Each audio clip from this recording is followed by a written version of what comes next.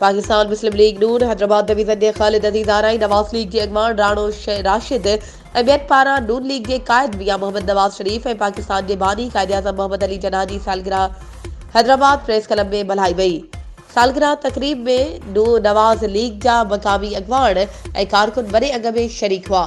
तक़रीब में क़ाइद आज़म मोहम्मद अली जिन्ना ऐं नवाज़ लीग जे क़ाइद मियां नवाज़ शरीफ़ जी सालगिरह जो केक काटियो वियो।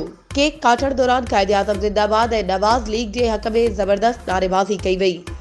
इन मौक़े ते नवाज़ लीग अॻवाननि ख़िताब कंदे चयो त ईंदड़ हुकूमत नवाज़ लीग जी हूंदी ऐं नवाज़ लीग वॾी अक्सरियत सां क़ौमी ऐं सूबाई असम्बली में खटे ईंदी ऐं चइनी सूबनि समेत वफ़ाक़ में बि सदन हुकूमत हूंदी।